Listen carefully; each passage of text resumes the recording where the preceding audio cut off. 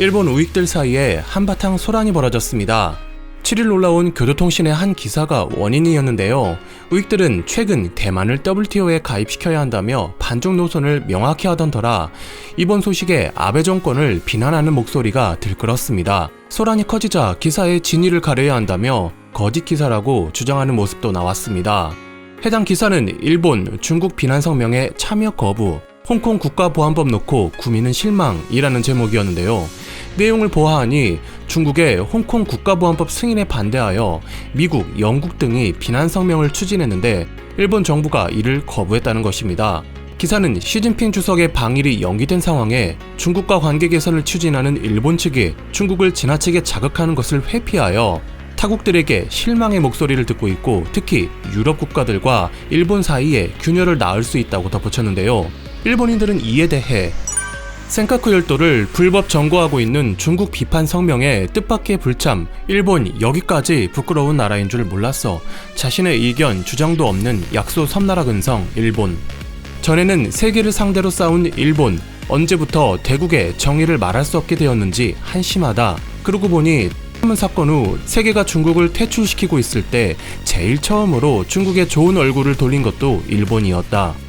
그 뉴스를 내세운 교도통신의 목적은 국내 여론 유도를 통한 대중 비판의 봉쇄이며 아울러 정부에 대한 불신감 조성과 우리나라의 외교력 저하도 노리고 있을 것이다.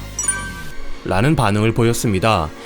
뉴스라고 주장하는 네티즌들은 교도통신에 집중포화를 퍼부으며 비난했는데 하지만 이 기사를 올린 것은 교도통신뿐만이 아니었습니다.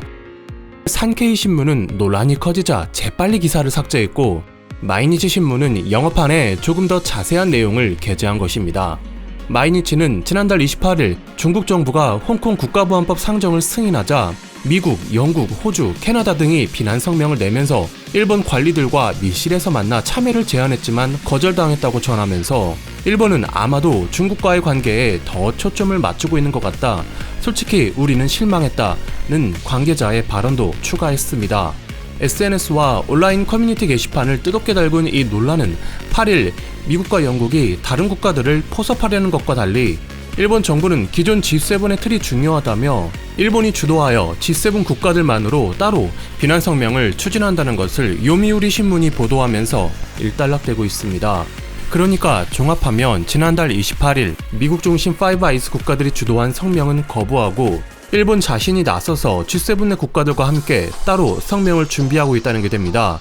기존 G7의 틀을 깨고 싶지 않다는 일본의 생각을 사실상 트럼프 대통령에게 보여준 것이라고 볼 수 있겠는데요. 지난달 30일 트럼프 대통령이 한국 등의 참여를 언급하며 현재 G7 체제는 낡은 것이라는 발언을 했을 때 일본이 노골적으로 불편한 기색을 드러냈었죠. 아시아에서 유일한 G7 국가의 지위를 지키기 위해 한국과 호주의 가입에 강한 반대 의지를 내비쳤는데요. 트럼프 대통령이 시위 문제로 여유가 없어진 틈에 기축통화로 무장한 일종의 금융 카르텔 성격이 강한 G7에 속하면서 해외에 뿌린 돈으로 얻는 금융소득의 비중이 큰 일본이 기존 금권을 유지하고 한국 견제를 위해 선조치를 두려워한다는 평가가 나옵니다. 일본이 이 시점에서 치고 나온 건 역시 미국의 시위 사태죠. 현재 트럼프 대통령은 군 동원과 관련하여 약탈자뿐만 아니라 평화 시위대까지 진압하려 한다는 논란에 휩싸여 마크 에스퍼 국방장관이 반발했음은 물론 콜린 파월 전 국방장관도 민주당 조 바이든 후보에게 표를 넣을 것이라고 입장을 밝혀 대서특필되고 있습니다. 미국 내 언론에서는 백악관을 대변하거나 옹호하는 기사를 지금 찾아보기 힘든 지경에 이르렀는데요. 시위에 무력을 사용해야 한다는 공화당 상원 의원 탐 카튼의 칼럼을 게재했다가 뉴욕타임즈 여론 편집장이 사퇴하는 사건도 벌어졌습니다. 지난 일주간 각 언론사들 대선 후보 지지율에서 조 바이든 민주당 후보가 50% 안팎으로 나온 반면 트럼프는 약 10%포인트 뒤처지면서 결국 백악관은 한 발 물러나 워싱턴 DC 인근에 배치했던 현역군을 철수시켰고 윌리엄 바 법무장관은 트럼프 대통령이 현역군 1만을 투입하라는 명령을 내린 적이 없다고 CBS 방송에서 해명에 나선 상황입니다. G7의 강한 참여 의사를 밝힌 한국으로선 일본의 행보가 장애물로 작용할 전망인데 일본이 과연 성공을 거둘 수 있을지는 의문입니다.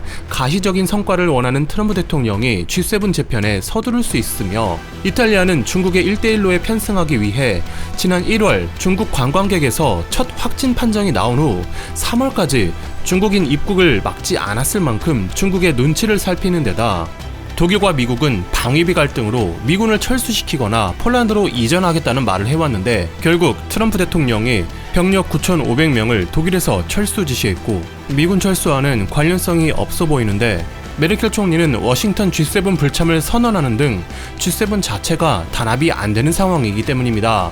일본 내에서도 지방 관광 촉진 정책인 고투 캠페인이 또 비리에 휘말리면서 어지러운 중에 아베 정권이 어디까지 할 수 있을지 귀추가 주목됩니다. 감사합니다. 와트맨이었습니다.